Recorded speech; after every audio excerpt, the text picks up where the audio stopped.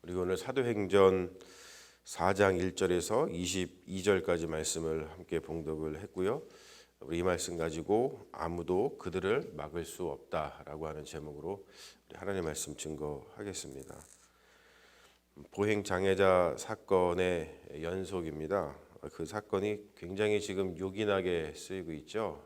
그는 걸었네, 뛰었네, 찬양했네.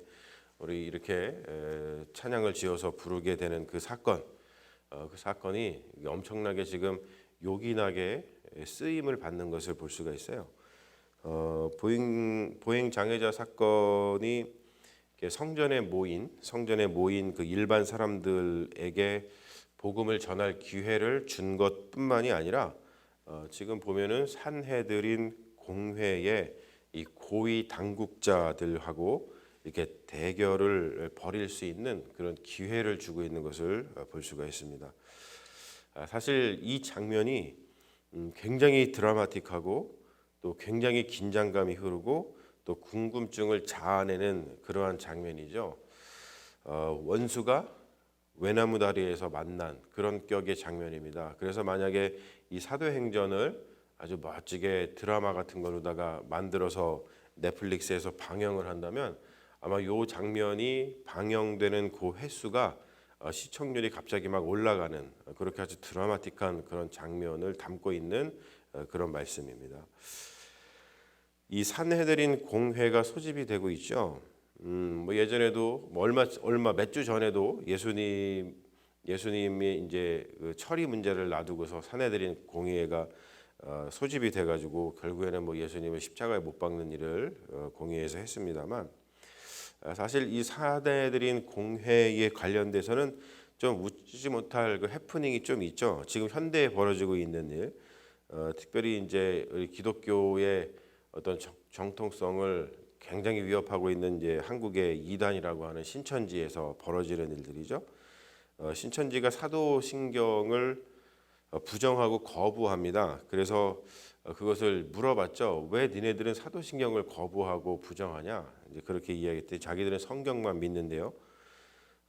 굉장히 좋은 말 같지만 굉장히 위험한 말이죠.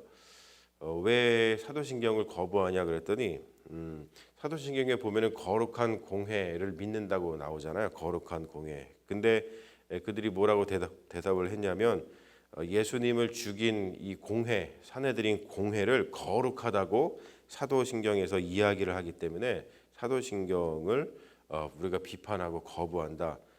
사실 이런 말도 안 되는 이야기를 하는 것이죠.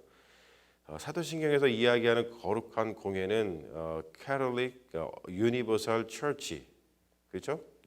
공회라고 하는 공교회라고 하는 뜻이에요. 공교회. 그런 것처럼 Holy Universal Church라고 하는 교회를 나타내는 말인데 지금 그 말을 이 산헤드린 공회, 예수님을 죽인 그 산헤드린 공회로 헷갈려 가지고 이 사람들이 이야기하는 겁니다. 그러니까 공부 안 하는 티를 엄청 내는 거죠. 사실 우리가 이 기독교 신앙을 가지고 있다는 사람 중에서도 나는 성경만 보지 다른 건 안 봐요. 이렇게 말하는 사람은 굉장히 신실한 것 같지만 그렇지 않습니다. 굉장히 위험한 사람이죠. 이 언제나 이 역사적인 것이라든지 어떤 신학적인 것이라든지 그 모든 것들을 이렇게 홀리스틱하게 볼 수 있어야지만 하는 거지 그렇게 독단적으로 신앙생활을 하면 그것이 바로 위험하다는 것입니다. 아무튼 이 산헤드린 공회라고 하는 이야기를 성경에서 볼 때마다 자꾸 이제 이 신천지의 웃지 못할 해프닝이 생각이 나서 또 한번 말씀을 드렸습니다. 예수 안에 죽은 자의 부활이 있다고 백성을 가르치고 전하는 것을 싫어했다. 산헤드린 공회가 이걸 싫어했어요. 예수 안에 부활이 있다. 그것을 그리고 예수님이 부활하셨다. 이렇게 이야기하는 것을 굉장히 싫어했습니다. 그래서 이 베드로와 요한 사도들을 잡죠. 혼란이 이렇게 소란이 일어나는 것 같으니까 또 사람들한테 뭔가 막 뭘 하는 것 같으니까 그게 보기 싫어가지고 체포를 합니다. 근데 마침 날이 저물어 가지고 베드로와 요한을 신문할 수가 없고 그를 이제 감옥에 가두죠. 자, 한번 상상을 해보세요. 베드로와 요한이 복음을 전하다가 체포되어서 감옥에 갇혔어요. 이 굉장히 특별한 경험이죠. 그런데 이미 예수님께서 주님께서 말씀하셨잖아요. 의를 위해서 복음을 위해서 핍박을 당하고 뭐 감옥에 갇히고 그래도 두려워하지 말라. 그리고 그것을 오히려 기뻐하고 즐거워하라. 하늘의 상이 크다. 이렇게 말씀을 하셨죠. 그러니까 복음을 전하다가 감옥에 갇힌 베드로와 요한이 그 밤을 감옥에서 보내면서 얼마나 기뻤을까. 그리고 얼마나 하나님께 감사를 드리고 그리고 또 얼마나 기도를 많이 했을까. 이런 생각을 당연히 하게 되죠. 그리고 우리도 베드로와 요한처럼 복음을 전하다가 감옥에 갇히는 경험을 한번 해보면 좋겠다. 사실 이런 생각도 합니다. 근데 요즘에는 뭐 복음을 전하다가 감옥에 갇히는 일이 이제 없으니까 이 베드로와 요한이 했던 이런 경험을 우리가 하는 것이 참 쉽지가 않죠. 물론 뭐 저쪽에 세계 가가지고 다른 종교를 가지고 있는 세계 가서 그런 일을 하다가 이제 그렇게 붙잡히는 분들도 있습니다만 아무튼 우리의 일상에서는 이미 우리가 기독교 국가에 살고 있기 때문에 이런 경험을 하는 것은 쉽지가 않습니다. 베드로의 설교가 얼마나 파워풀했는지 그 복음 전하는 게 얼마나 파워풀했는지 오늘도 보면은 남자만 5천 명이 전도되었다라고 이야기를 하죠. 남자만 5천 명이니까 뭐 여성과 아이들까지 합치면 수도 없는 거예요. 이 보행 장애자 사건의 파장이 얼마나 큰 것인지를 지금 우리가 두 눈으로 확인하고 있는 것이죠.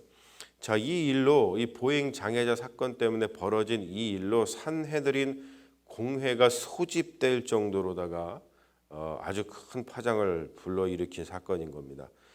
제사장들 그리고 사두개인들 선임 대제사장이었던 안나스 그리고 안나스의 사위 가야바 그렇죠? 안나스, 가야바 이런 인물은 예수님의 죽음과 아주 깊이 연관된 사람들이잖아요. 이 사람들의 들 때문에 예수님께서 체포당하고 그리고 유죄 선고를 당해서 십자가에 달려 죽으셨잖아요. 그러니까 이렇게 산헤드린 공회에 지금 모인 사람들이 얼마나 불편했겠어요. 자기들이 죽인 예수가 부활했다고 그러고 그리고 그 제자들이 와서 지금 이런 소란을 벌이니까 엄청 불편했을 거예요. 자, 당국자들하고 한바탕 대결을 벌이고 있는데 보면은 7절에 당국자들이 산헤드린 공회의 당국자들이 뭐라고 이야기를 하냐면 너희가 무슨 권세와 누구의 이름으로 이 일을 행하였느냐. 여기서 이 일은 이제 보행 장애자를 일으켜 세운 기적이죠. 이것을 어떻게 니네들이 무슨 권세를 가지고 누구의 이름으로 이런 일을 하는 거야? 라고 하면서 또 우리가 복음서에서 수도 없이 보던 그 지긋지긋한 권위 논쟁을 또 물고 늘어집니다. 예수님이 복음을 전할 때도 제사장들이라든지 서기관들이 계속 교묘하게 따라 붙어가지고 했던 일이 뭐냐면 권위 논쟁이죠. 네가 무슨 권위를 갖고 이렇게 가르치고 무슨 권위를 갖고 사람들한테 이렇게 구원을 선포하고 막 이러느냐라고 했죠. 지금 똑같이 그 일이 벌어지고 있다는 거예요. 자, 그랬더니 여기에 대해서 베드로 그리고 요한이 전혀 쫄지 않고 말씀해 보면 성령이 충만하여서 쫄지 않고 담대하게 복음을 전하는 것을 볼 수가 있죠. 자, 그들이 이렇게 베드로와 요한이 이렇게 쫄지 않고서 복음을 전할 수 있었던 이유도 또 있습니다. 누가복음 21장에 보면은 예수님께서 제자들한테 이런 말을 하신 것이 있어요. 너희는 변명할 것을 미리 준비하지 않도록 명심하라. 내가 너희의 모든 대적이 능히 대항하거나 반박할 수 없는 구변과 지혜를 너희에게 주리라 라고 하는 말씀을 하셨어요. 그러니까 이 말씀이 생각났겠죠. 야, 지금 이때다.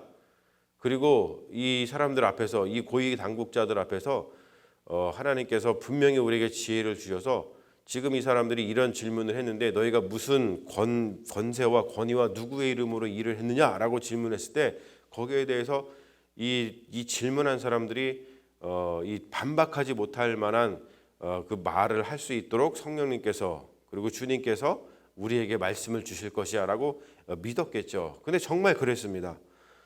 자, 베드로가 하는 이야기는 굉장히 사실 중요한 말씀이죠. 우리가 사실 이렇게 막 외우고 있어야 되는 말씀이에요. 뭐라고 이야기하냐면은 너희가 십자가에 못 박고 하나님이 죽은 자 가운데서 살리신 나사렛 예수 그리스도의 이름으로 이 사람이 건강하게 너희 앞에 섰느니라. 너무 담대하게 이야기를 하죠. 니네들이 죽였잖아. 그런데 하나님이 그 니네들이 죽인 예수를 죽은 자 가운데 살리셨어. 그리고 이렇게 보행 장애자가 다시 건강을 되찾은 것은 바로 너네들이 죽다가 하나님이 죽은 자 가운데 살리신 그 예수의 이름으로 이렇게 된 거야 라고 얘기를 합니다. 뭐 이야기를 들었을 때 이 고위 당국자들이 뜨끔했겠죠. 그리고 또 이어서 이야기를 합니다. 이 예수는 너희 건축자들의 버린 돌로서 진 모퉁이의 머릿돌이 되셨느니라. 시편 118편 22절의 말씀을 인용해서 니네들이 죽인 예수가 어떠한 존재인가를 다시 한번 이야기를 해주고 있습니다.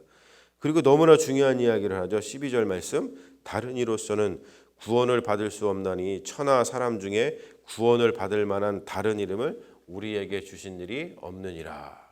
이렇게 복음을 전합니다. 너무나 유쾌하고 상쾌하고 통쾌한 반전이 여기서 벌어지고 있습니다.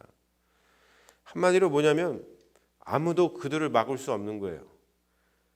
최고의 공의회, 그러니까 이 사람들을 죽일 수 있었던 그 당시에 생사 여탈권을 쥐고 있었던 이 산헤드린 공의회 이 당국자들 앞에서 주눅들지 않고 담대하게 복음을 전하고 있죠. 아무도 그들을 막을 수 없는 겁니다.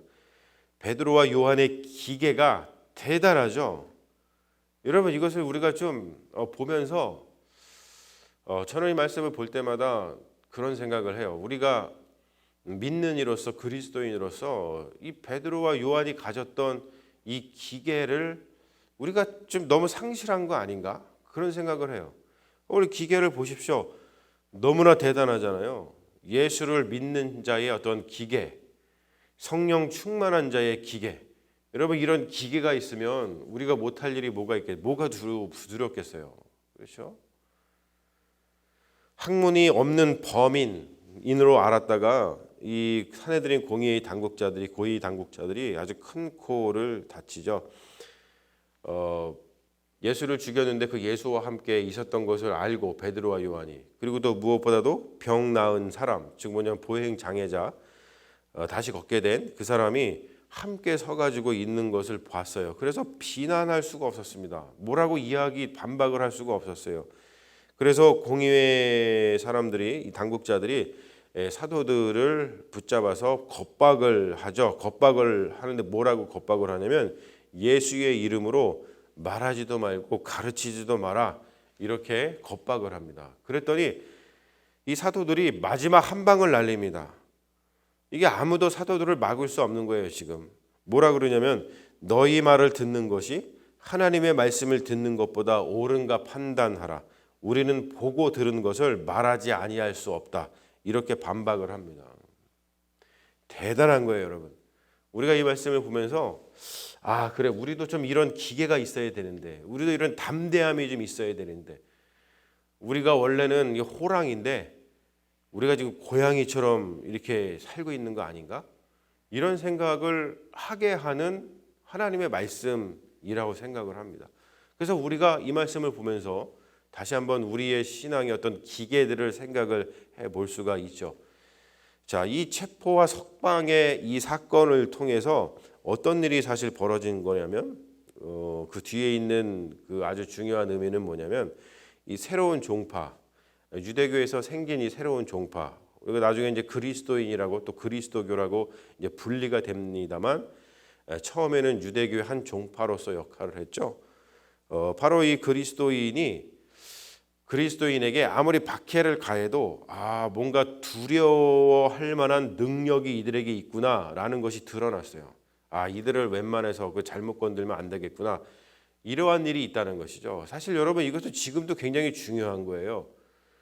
많은 사람들, 그러니까 우리 세상을 살아가면서 그리스도인들에게 나타나는 어떤 능력들을 보면서 저 그리스도인들을 박해를 하고 괜히 건드렸다가는 내가 오히려 좀 해를 입겠는데 라고 하는 어떠한 그 기계, 그것이 무슨 뭐 권력이라든지 뭐 이런 것 때문에 나온다기보다도 그것이 아니라 하나님의 능력이 그리스도인들에게 임하기 때문에, 예수 그리스도의 그 부활의 능력이 그리스도인들에게 같이 하기 때문에, 그것을 증언하고 또 그들대로 살아가기 때문에 그러한 능력이 있다는 것을 사람들이 보고서 느끼는, 그것이 바로 이제 복음을 전하는 아주 강력한 그러한 그 통로가 되는 것이죠.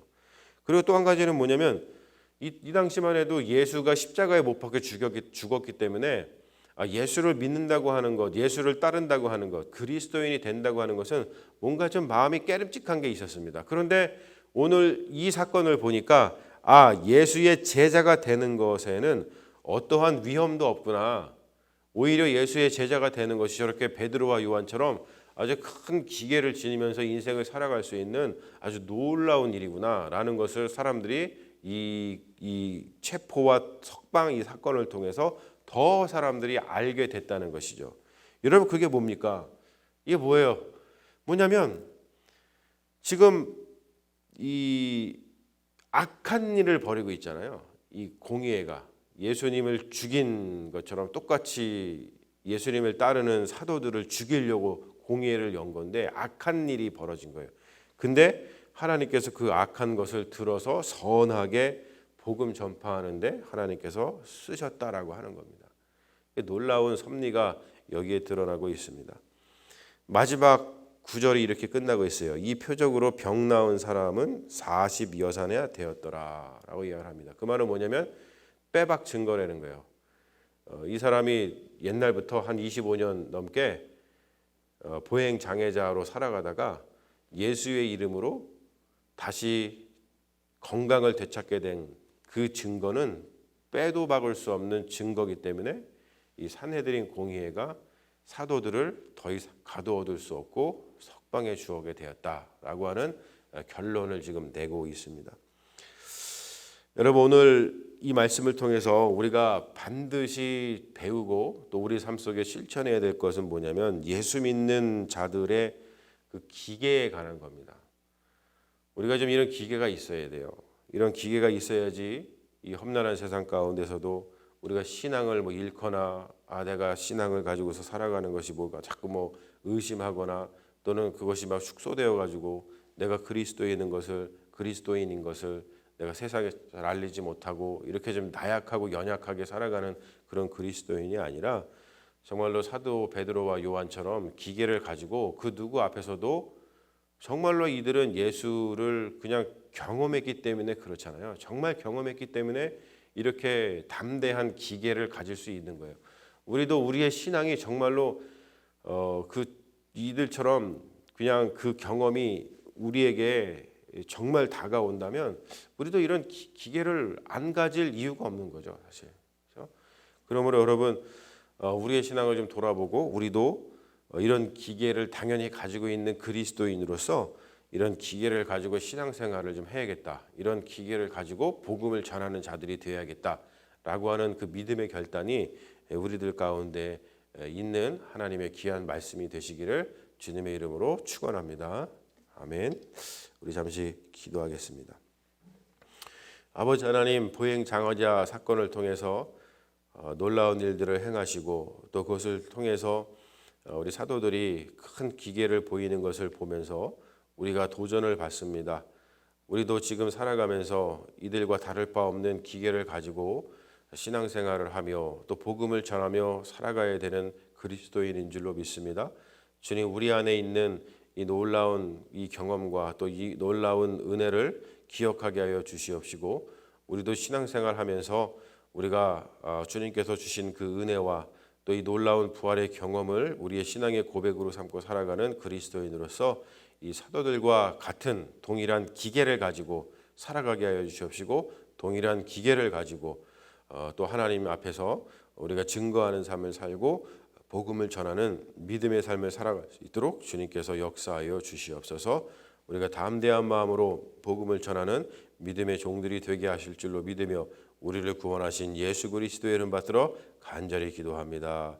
아멘. 있습니다. 우리 함께